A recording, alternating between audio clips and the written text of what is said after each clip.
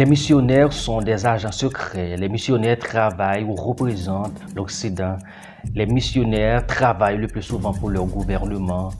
Les missionnaires bénéficient de généreuses donations de leur gouvernement. Les missionnaires sont des agents d'aliénation mentale et culturelle. Les missionnaires sont des escrocs, sont des prédateurs. Les missionnaires sont des paresseux. Les missionnaires sont ceux qui fuient les dures réalités de leur pays pour chercher une vie facile. Les missionnaires sont ceux qui dilapident les fonds des donateurs. Voilà autant d'opinions ou d'idées que beaucoup de gens se font des missionnaires. Mais vous arrive-t-il de vous poser les questions à savoir comment vivent en réalité les missionnaires? Quelle est leur source de financement? Vu l'intérêt que beaucoup de pays du Sud ou beaucoup d'églises dans les pays non occidentaux accordent à la mission chrétienne au XXIe siècle, une question fondamentale s'impose. Et cette question va servir de fil conducteur à notre capsule aujourd'hui. Quel est le modèle de financement d'œuvres missionnaires le mieux adapté aux réalités des pays du Sud? C'est votre ami Windel Benjamin Etienne. Vous êtes à Causerie sur la mission. Merci à vous. Merci d'être à bord. Sans avoir la prétention de faire la leçon à qui que ce soit, sans ignorer certaines réalités liées à la vie missionnaire ou à la vie de certains missionnaires ou de certaines philosophies à la base de certaines missions, je vais vous présenter 5 modèles de financement d'œuvres missionnaires. Ces modèles sont le fruit de mes réflexions basées sur des observations, sur des constats et sur certains travaux académiques. Certains de ces modèles sont appliqués par des églises, des missions ou des agences missionnaires. D'autres pourront servir de cadre de réflexion à des agences ou des églises ayant un élan pour la mission globale, notamment les églises qui envoient des missionnaires dans des pays du Sud ou des missionnaires qui exercent leur mission dans des pays du Sud. Le premier modèle que je vais vous présenter s'intitule le modèle de fonds disponible. Qu'est-ce que j'entends par le modèle de fonds disponible? Il s'agit de certaines missions, de certaines agences missionnaires ou de certaines églises qui consacrent un fonds missionnaire destiné à envoyer en mission l'intéressé. Le missionnaire est recruté comme un professionnel. Quel est l'avantage de ce modèle ou quels en sont ses avantages? Il y a plusieurs avantages dans ce modèle. D'abord, le missionnaire ne se fait pas trop de soucis pour lever personnellement des fonds. Deuxièmement, le missionnaire est plus en sécurité financière quant à la durée de sa mission. Donc, le missionnaire sur le terrain, il n'aura pas à se soucier de sa survie. Est-ce qu'il y a des désavantages ou des inconvénients relatifs à ce modèle? Évidemment, oui. J'ai relevé plusieurs inconvénients ou désavantages. 1. Le missionnaire n'est pas nécessairement en contact direct avec des partenaires financiers et de prière. 2. Le missionnaire ne participe pas vraiment à la mobilisation des chrétiens de sa dénomination ou de son église pour prendre à cœur la mission. 3. Souvent, le missionnaire est perçu par les nationaux et autochtones comme un patron supporté par un empire financier. Quatrièmement, ce modèle favorise une mentalité de dépendance. Mais il y a un deuxième modèle. C'est le modèle de coopération. Qu'est-ce que j'entends par modèle de coopération? Le missionnaire est responsable de lever ses propres fonds suivant un budget soumis à son église ou à son agence missionnaire. Donc la coopération, c'est entre le missionnaire ou l'intéressé et son église, sa mission ou son agence missionnaire. La coopération s'explique par le fait que la mission ou l'agence missionnaire ou l'église locale donne le feu vert à l'intéressé d'aller dans les églises, de mobiliser ses fonds au nom de l'organisation ou bien au nom de l'église ou de l'agence missionnaire. Le missionnaire soumet un budget à son église ou à son agence missionnaire, et sur le terrain, cette agence missionnaire ou cette église suit les travaux de ce missionnaire à qui celui-ci est forcément redevable. Ça, c'est le modèle de coopération. Le missionnaire participe dans son propre financement. Est-ce qu'il y a des avantages dans ce modèle? Évidemment, il y en a. Voyons quelques avantages. 1. Le missionnaire est en contact direct avec ses partenaires financiers de prière parce qu'il va dans les églises, il va mobiliser des gens, des amis, des proches, etc. 2. Le missionnaire participe personnellement à la mobilisation des chrétiens de sa dénomination pour prendre à cœur la mission. Il a des histoires à raconter. Il incite les gens à rejoindre le mouvement de Dieu. Ça, c'est un bon côté. 3. Le missionnaire est assuré d'avoir un peuple qui intercède en sa faveur, car c'est un élément fondamental. Celui qui part en mission doit s'assurer qu'il y a une armée de soldats spirituels qui le soutient dans l'œuvre missionnaire, qui le soutient spirituellement. 4. Le missionnaire est plus conscient des réalités économiques des gens et leur vision de la grande mission, c'est-à-dire les réalités économiques des gens auprès de qui il fait des demandes ou il présente son projet missionnaire. 5. C'est bon pour la croissance spirituelle, la maturité et la vie de foi du missionnaire. Le missionnaire apprend à vivre une vie de foi. Il comprend certaines dynamiques parce qu'il participe à son propre financement. Il mobilise ses amis, il mobilise son église. Et ça aussi lui permet de grandir spirituellement et d'acquérir de la maturité spirituelle. Ça, c'est fondamental, c'est très important, ce modèle. Est-ce qu'il y a des désavantages ou des inconvénients liés à ce modèle? Évidemment, oui.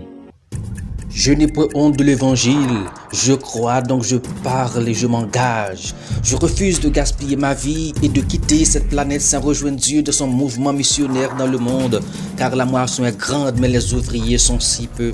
Peuple de Dieu, chrétiens du Sud, exécutons sans délai notre grand mandat missionnaire consistant à faire de toutes les nations, de toutes les ethnies, de tous les villages et de toutes les villes des disciples transformés et intentionnels à la gloire de Dieu. Nous sommes tous concernés. Plus que jamais, ce monde déchu a besoin de Jésus. Voyons certains de ces inconvénients. 1.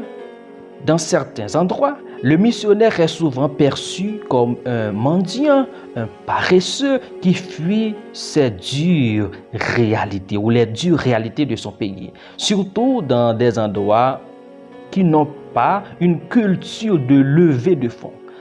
Quand le missionnaire part pour faire des levées de fonds, il y a des gens qui le regardent de travers, il y a des gens qui le diminuent. Et ça, il faut beaucoup de maturité à ce missionnaire de supporter ces regards. Et il lui faut également, pour être honnête, avoir la capacité de présenter son produit, c'est-à-dire son projet missionnaire sans manipuler les gens. 2. Instabilité financière, relâchement de partenaires au cours de route. Dans ce cas, beaucoup de missionnaires partent en mission tout en mobilisant des gens. Ils partent sur des promesses de foi et tenant compte des aléas de la vie, de certaines vicissitudes, il y a des partenaires financiers qui le relâchent au cours de route. Donc là, il y a une certaine instabilité financière, mais le missionnaire, toutefois, doit dépendre de Dieu pour subvenir à ses besoins. Et il a la responsabilité aussi de prier pour ses partenaires de prière et ses partenaires financiers. 3. Souvent, le missionnaire est perçu par les nationaux et autochtones comme un patron supporté par un empire financier puisqu'il ne fait pas de business ou n'a pas de travail pécuniaire sur le terrain. 4. Ce modèle, à mon avis, favorise une mentalité de dépendance. Pourquoi je dis que ce modèle favorise une mentalité de dépendance? Parce que le missionnaire au vu et au su de tout le monde, c'est-à-dire les gens auprès de qui il exerce son ministère, savent pertinemment qu'il ne travaille pas pour de l'argent sur le terrain. Donc, il dépend des gens qui lui soutiennent à l'extérieur. Et parfois, on trouve des nationaux qui pensent que ce missionnaire a beaucoup d'argent, surtout si son attitude envers les gens et si sa manière de gérer l'argent n'est pas vraiment convenable. Voyons maintenant le troisième modèle que j'appelle le modèle d'autofinancement externe. Qu'est-ce que j'entends par modèle d'autofinancement externe? Le missionnaire, avec son propre fonds et de son propre gré, décide de partir en mission sans être nécessairement encadré par une agence missionnaire ou une dénomination. Il y a des gens qui ont à cœur la mission de Dieu, qui ont de l'argent et qui partent en mission, qui vont dans des endroits, qui vont dans des communautés à titre de missionnaires. Dans certains cas, ces missionnaires ou ces gens ne sont pas encadrés par une communauté, par une église locale, par une agence missionnaire. Lui, il part en mission parce qu'il aime le Seigneur et il prend son argent, il fait l'œuvre missionnaire. Est-ce qu'il y a des avantages dans ce modèle? Voyons quelques avantages. D'abord, ce missionnaire n'a pas de soucis financiers parce qu'il a un fonds disponible. Il a de l'argent, il a un plan bien défini, il a un plan stratégique. Deux, le missionnaire est indépendant financièrement. Trois, le missionnaire a la liberté d'investir l'argent, son argent, dans le projet de son choix. Donc c'est lui qui décide que faire, avec qui faire et comment faire. Est-ce qu'il y a des désavantages ou des inconvénients liés à ce modèle? Évidemment oui, il y en a. Voyons ces désavantages. 1. Tentation d'autosuffisance. Ce missionnaire n'a pas de compte à rendre. Donc il n'est redevable à aucune personne, à aucune église locale, à aucune mission, etc. 2. Pas de contact direct avec une équipe de soldats spirituels. Évidemment, il y a un bémol à ce sujet. Celui qui dépense son argent ou qui prend son argent pour partir en mission peut avoir une équipe de soldats spirituels qui le soutient ou pas. 3. Souvent, ce missionnaire est perçu par les nationaux et autochtones comme un patron supporté par un empire financier. Pourquoi? Parce qu'il ne travaille pas sur le terrain pour de l'argent. 4.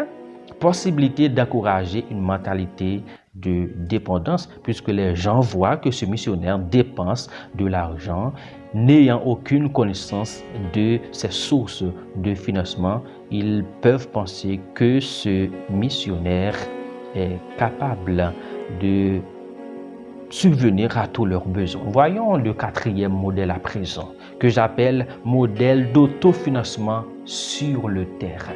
Qu'est-ce que j'entends par le modèle d'autofinancement sur le terrain?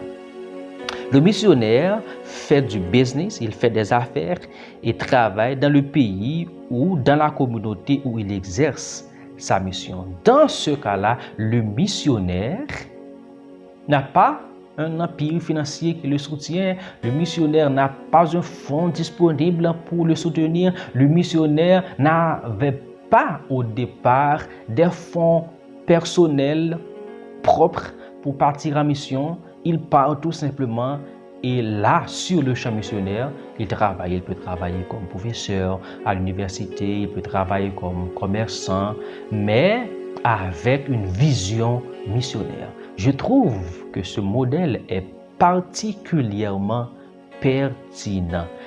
Est-ce qu'il y a des avantages? Évidemment, il y en a. Voyons ces avantages. 1.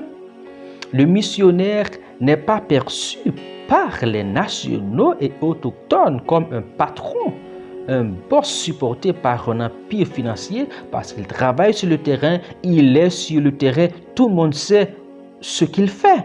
2. Le missionnaire est plus proche des réalités sociales et financières des gens. 3. Le missionnaire ne favorise pas une mentalité de dépendance nécessairement, j'ajouterais. 4.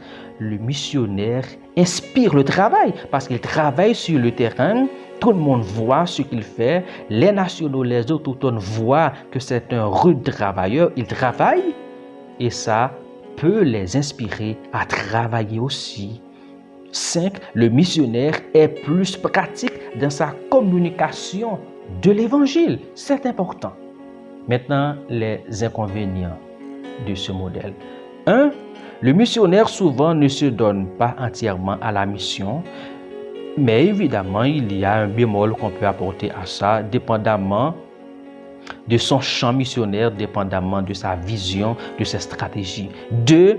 Le missionnaire est préoccupé par le quotidien parce que la mission dépend de son travail, de ce qu'il fait pour supporter l'œuvre missionnaire ou bien pour implémenter des projets. Il y a un 5e modèle que j'appelle modèle de financement endogène. Modèle de financement endogène. Qu'est-ce que j'entends par le modèle de financement endogène? Le missionnaire national ou autochtone est supporté par son église locale. Il est missionnaire dans son propre pays. Ça, c'est important, c'est excitant même. La personne est missionnaire dans sa propre communauté, dans son propre village, dans son propre pays et son église locale le soutient dans son œuvre missionnaire sur le terrain. Quels sont les avantages de ce modèle? 1. Le missionnaire n'est pas trop perçu par les nationaux et autochtones comme un patron supporté par un empire financier. 2. Le missionnaire est plus proche des réalités sociales et financières des gens comme au 4e modèle. Le missionnaire ne favorise pas une mentalité de dépendance. 4. L'Église nationale devient une église missionnaire engagée et c'est ça le plus important. L'Église sait pertinemment sa raison d'être. Elle sait qu'elle existe en vue de la mission. Et tout ce que fait cette Église pointe vers cette vision, vers cette mission. Tous les messages pointent du doigt la mission globale. Donc c'est une Église de missionnaires. Cette Église prend conscience des réalités de sa communauté, de son pays et mobilise ces gens à œuvrer comme missionnaires dans leur propre communauté, dans leur propre village. Ce modèle est particulièrement un modèle envisageable, un modèle très important. Pourquoi? En raison de proximité. Personne ne peut mieux évangéliser les Haïtiens que les Haïtiens eux-mêmes, par exemple. Personne ne peut mieux évangéliser les Burkinabés que les Burkinabés eux-mêmes, parce qu'il y a des proximités. Ce missionnaire exerce sa mission dans son propre pays, dans son propre village. Tout le monde le connaît, tout le monde sait ce qu'il fait. Il n'a pas besoin nécessairement d'adaptation culturelle. Il a tellement de proximité, il parle la langue des gens, c'est un autochtone comme les autres. Donc, il est plus facile pour ce missionnaire d'incarner le message de l'Évangile. C'est un modèle extrêmement important et franchement, je ne vois pas trop d'inconvénients ou de désavantages relatifs à ce modèle, car tel est la vision que nous devrions encourager, surtout au niveau des pays du Sud. Parce que nous constatons de temps en temps qu'il y a des conflits entre les nationaux et les missionnaires qui viennent de l'extérieur. Ça ne veut pas dire que ceux qui sont missionnaires dans leur propre pays ne feront pas face à des conflits, mais la tension, à mon avis, est moindre.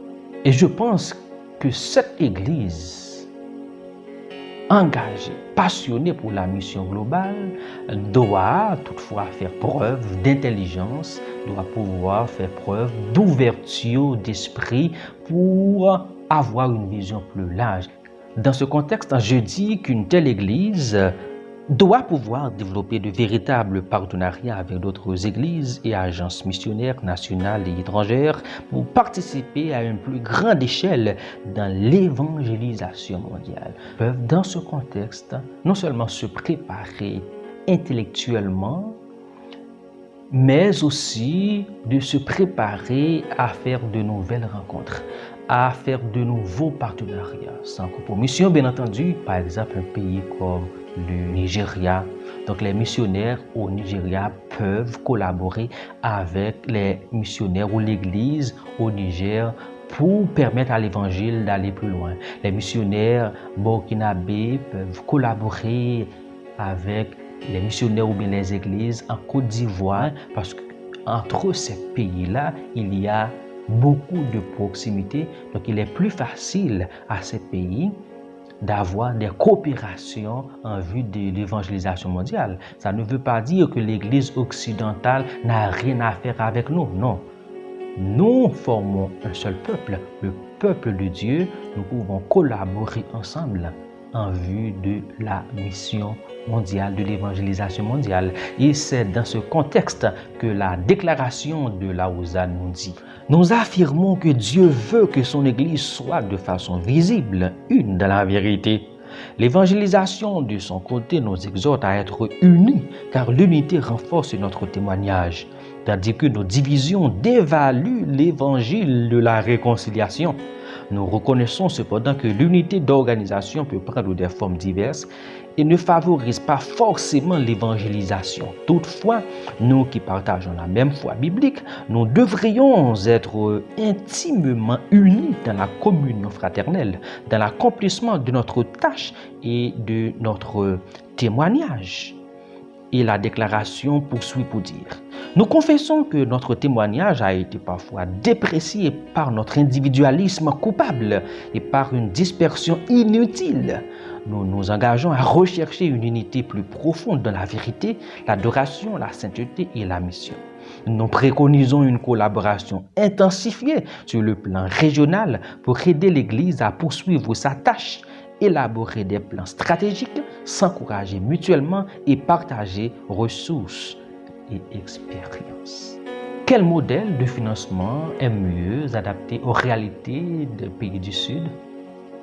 Tenant compte de ces 5 modèles que je viens de vous présenter, c'est à vous de faire l'évaluation pour voir lequel est mieux adapté. À mon avis, le 5e modèle est un modèle à envisager, c'est-à-dire mobiliser les églises nationales pour équiper leurs fidèles, leurs membres, à partir en mission dans leur propre communauté, dans leur propre village ou dans des villages et communautés de leur propre pays. Merci de m'avoir suivi. Que le Seigneur nous rende dignes de son appel, qu'il nous inspire. Merci à vous.